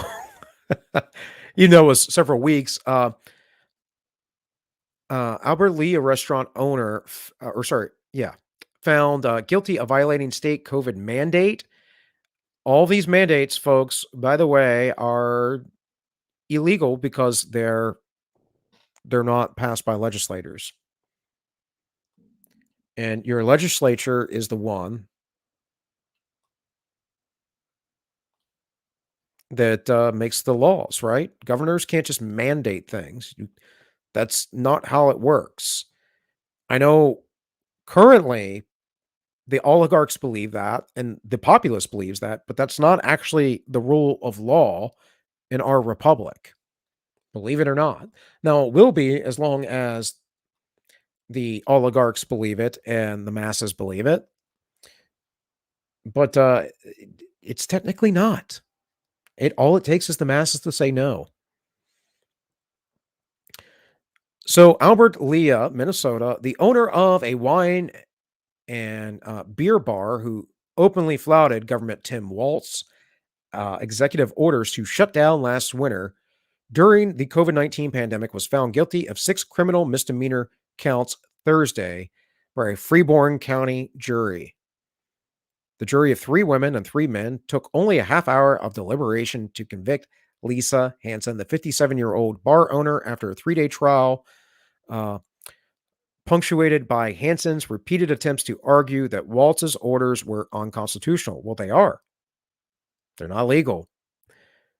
Judge Joseph Butel followed the reading of the verdict with a scathing denunciation of Hansen's behavior, explaining why the governor's orders were legal. No, they weren't. Emergency powers are not authorized in that manner. This is all new nonsense. You wanted to make money over the interest of the public safety. No, I'm sure she wanted to feed her family and allow patrons to come to her business. He said, "You don't recognize the law. You don't think you're subject to the law." Well, sorry, Judge, but executive orders are not laws. They never have been, and they never will be. This lady shouldn't have gone to court. I mean, frankly, we're in the system. It's how the system works, but she should have moved. She should have moved. I would have moved. If there was a subpoena for me, I'd have been like, yep, too bad. I'm out. If I owned a business like that, I get it though. They take your money. They do everything they can. They take your money, they freeze your assets, they'll put liens on your business so you can't sell it, do all kinds of stuff. But they're there for the public interest. They're there for your best interest, folks. He then sentenced her to 90 days in jail, which began immediately, and a $1,000 fine, considerably more than what Albert Lee City Attorney Kelly Dawn Martinez, who prosecuted the case, had sought. So the judge was so personally offended by this that he gave more than the prosecutor asked for. Despots and tyrants, my friends. Despots and tyrants. Asked to commit to the verdict, Hansen raised her fist and shouted, "Liberty and freedom," as she was led away by the sheriff's department. And what a horrible sheriff's department you have to even arrest you and take you away on such unconstitutional violations. It was a dramatic end to a saga that began last December when Hansen posted public announcements on her Facebook page encouraging people to visit her interchange bar and restaurant in downtown Albert Lee, despite 2 executive orders by Waltz prohibiting indoor dining and bars and restaurants over a 4-week period. After a warrant was issued for her arrest, Hansen went into hiding. She was arrested several weeks later in Iowa, where she was staying at a motel. Oh, so she did go hide. Okay. Iowa, folks. Remember that. Based Iowa. Just remember. Always remember where these things occur. You also remember Iowa was I like to always bring up when I say Iowa, was the place where the schoolyard or the playground incident happened, where the lady was arrested at the playground.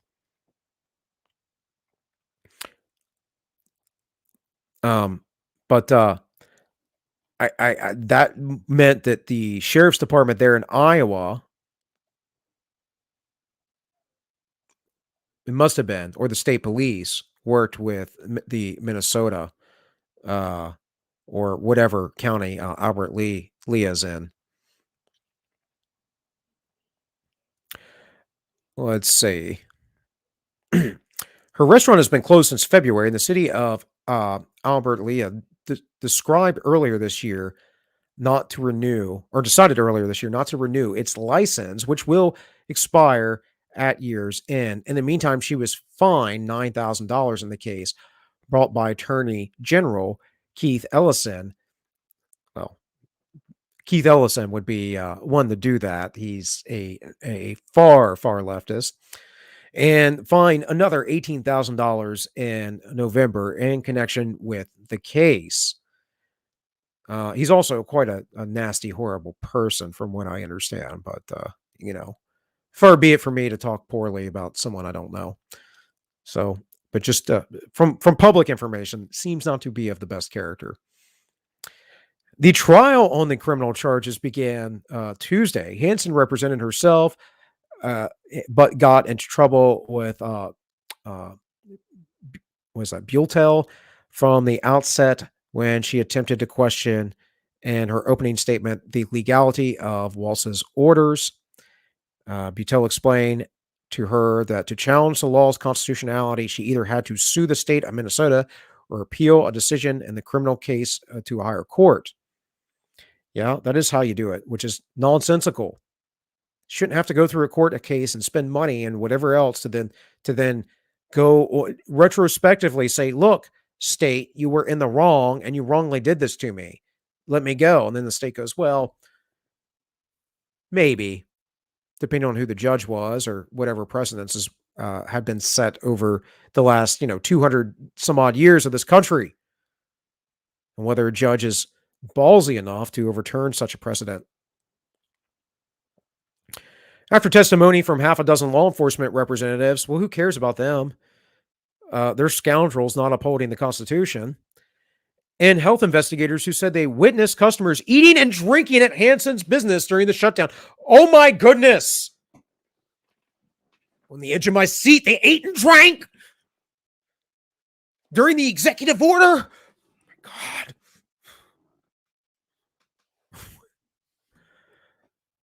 Hanson rested her case without presenting any defense witnesses. My wife knows if I ever get in trouble like this, you get a hold of Robert Barnes immediately. Robert Barnes. Don't represent yourself, guys. Don't. It's not good for you. In her closing arguments, Martinez read a series of public statements that Hanson had made, including, "I'm going to open despite the government shutdown." Oh no. Oh no. She knew about the executive order. She chose to violate the executive order. The evidence is overwhelming.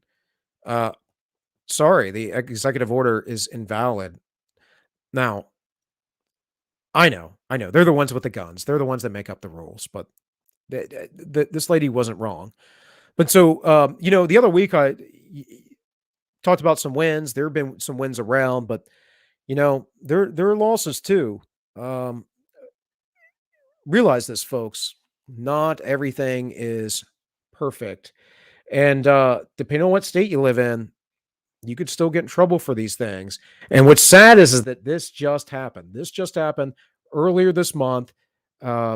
This finally came to fruition. And in any case, let's keep moving here. Don't got much else. So from Global Research, which is from the 2nd here of December.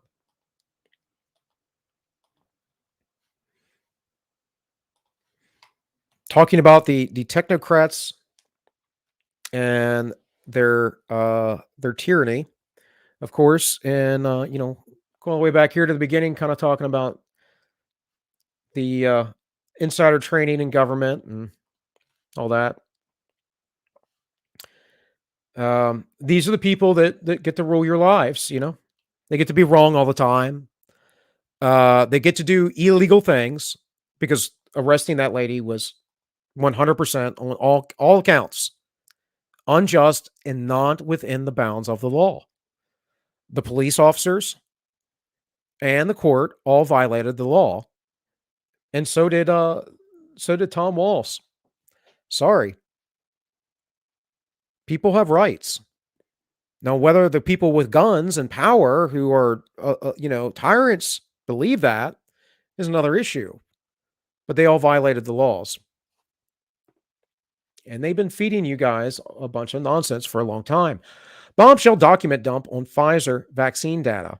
All Global Research articles can be read in 51 languages. Anyways, have you seen the document dump on Pfizer vaccine? It's a bombshell. No wonder the FDA fought to keep it hidden for 55 years. Here's the quick takeaway.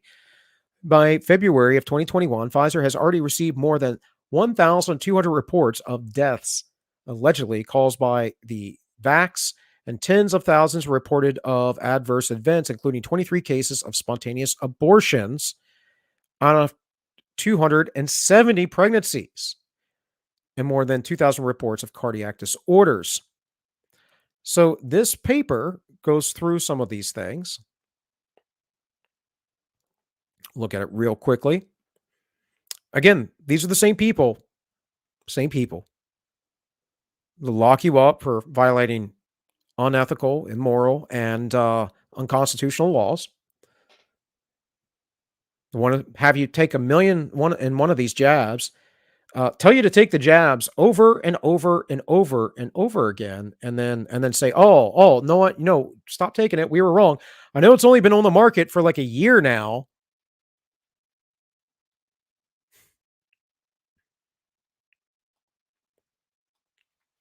Trying to keep this stuff from the public.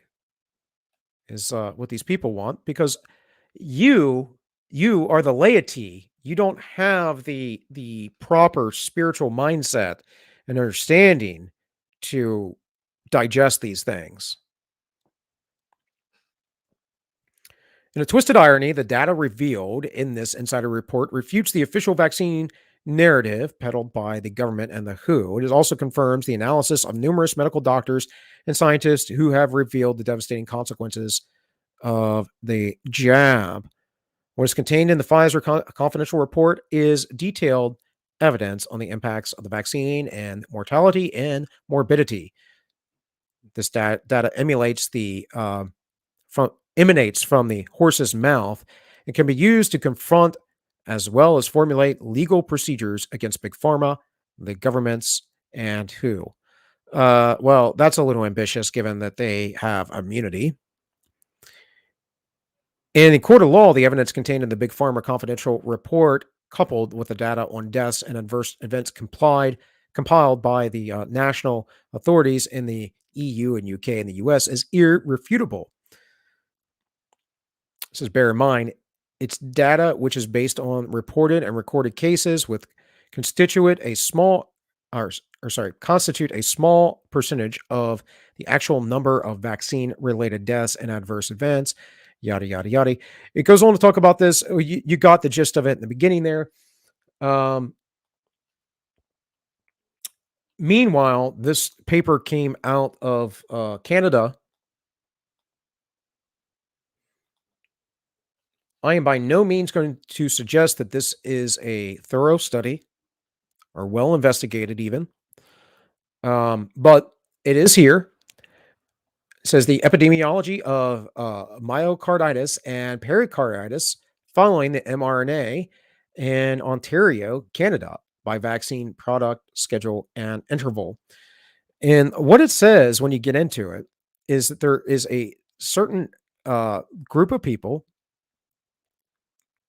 who were given this jab. They were studying these people. The setting here, it says the study is conducted in Ontario, a population of 14.7 million, using the provincial vaccine registry and provincial adverse events follows immunization database. Excuse me. Participants may include all individuals with a reported episode of myocarditis or pericarditis following the jab in the study period. So, who received this? Well, there were 19,740,741 doses of the jab administered and 297 reports of myocarditis or pericarditis, meeting our inclusion criteria. So I did the math on that, and that was about the same math, the same statistical chance as you getting, as you dying, that is, from the coof, if you get the coof. So it's about the same. You're taking your shot either way, taking your risks, taking your chances, if you would. And then it says, among these, the 69.7% occurred following the second dose, meaning the majority happened after second vaccination. Approximately 70%, right? And 76.8% occurred in males, the majority of which, over 75%, happened in men, which keeps seeming to be the case in other data I've looked at. So again, this doesn't mean that the jab is going to hurt you per se. It seems like it has about the same statistical chance, at least from this study, as the coof does of killing you. But I don't know. This does not go into third and fourth jabs. The highest reported rate of myocarditis, pericarditis was observed in males age 18 to 24 following the mRNA 1273 as the second dose. The rate in this group was 5.1, 95% of whatever that is. I'd have to look at their tables to know. Was 1.5 times higher than the rate following the BNT1, yada, yada, yada, as a second dose. So different things were used, essentially. And they were saying that this particular one had a much higher rate than the other dose. So both individuals who received the mRNA 1273 for the second dose, rates were higher for those who had a heterologous as opposed to the homologous vaccine schedule. Oh, okay. So basically, the type of vaccine, was it the same or was it different? So, and this is what they concluded. It suggests that the vaccine product, interdose interval, and vaccine schedule combinations may play a role at the risk of myocarditis and pericarditis. It may. And finally, guys, before I get out of here, I'm going to talk about VP Kamala Harris. You know, since she's so good, she's so wonderful. She's the best, really. She got in trouble the other day. She got a little mad at Charlemagne for basically making a joke, more or less. Vice President Kamala Harris snaps at Charlemagne for joke during interview. And what was the joke? Well, Charlemagne said, so who's really president of this country? Is it Joe Manchin or Joe Biden? Joe Biden. And he said this, he says, is Joe Manchin really? I don't feel like that one. The point is that Joe Manchin is holding up Build Back Better bill, yada, yada, yada. Of course, this is all asinine because this is basically saying that there is no, there's no separation between the branches of government.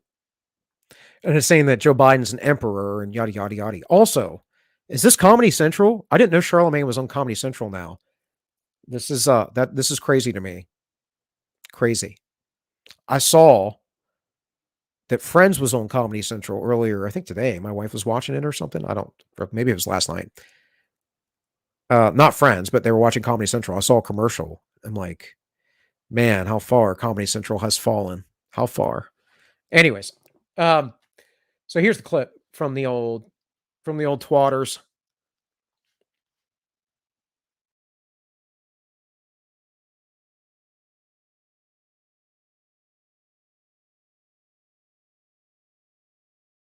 Who's the superhero that's going to speak against Joe Manchin? No. I want to know who the real president of this country is. Is it Joe Biden or Joe Manchin? I'm sorry, I interrupted. I said the vice president. It's Simone. I'm so sorry, Tom. Well, this is what I get. I should have done my homework better. This is a crap clip.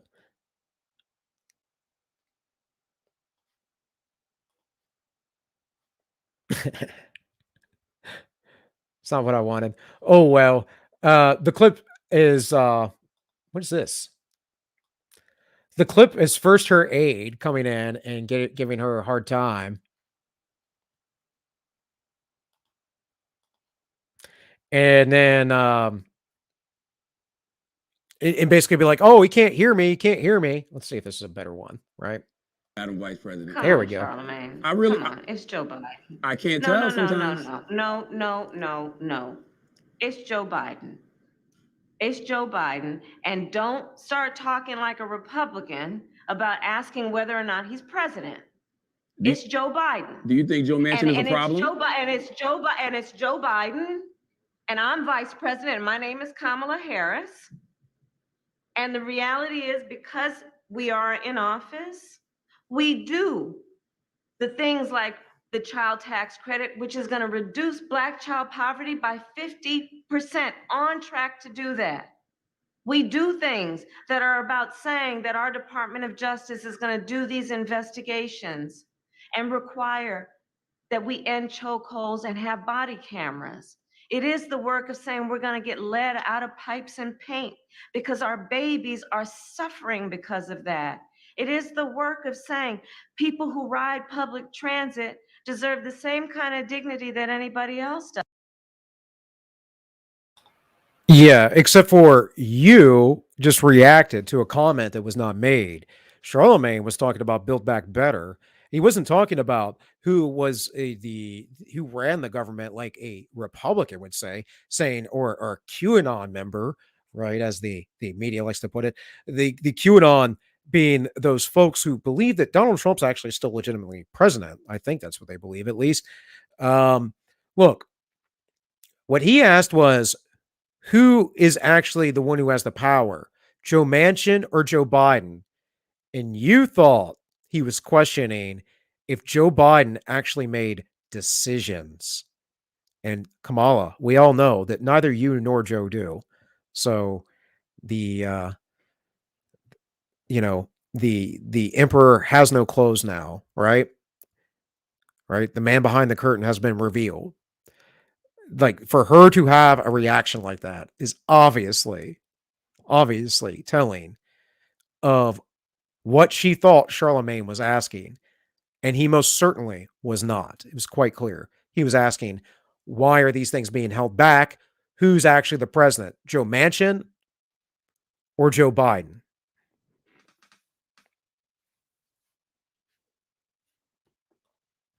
Is she a uh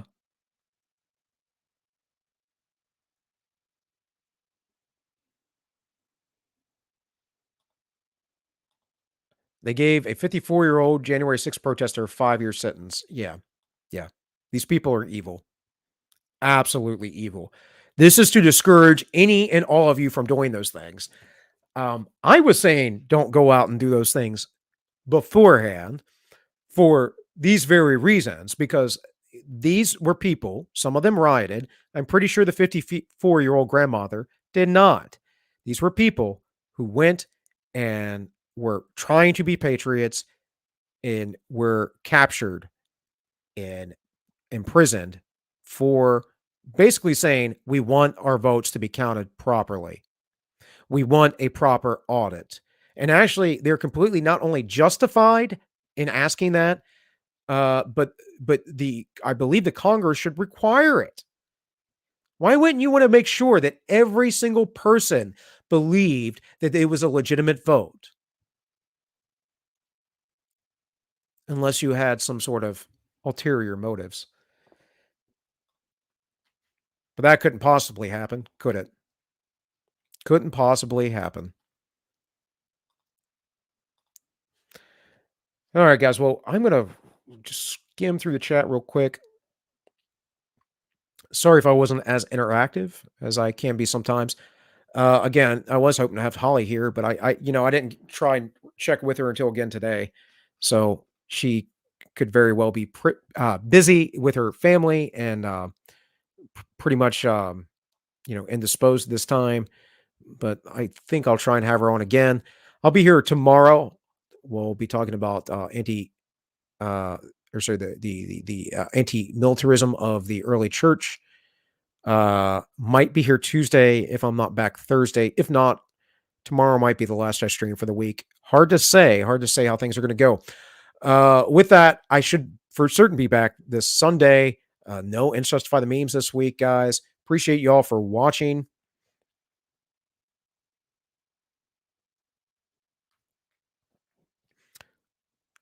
Through window. You guys were talking about something like Joe and dementia patient. I mean, I don't even know what you guys are talking about in the chat right now.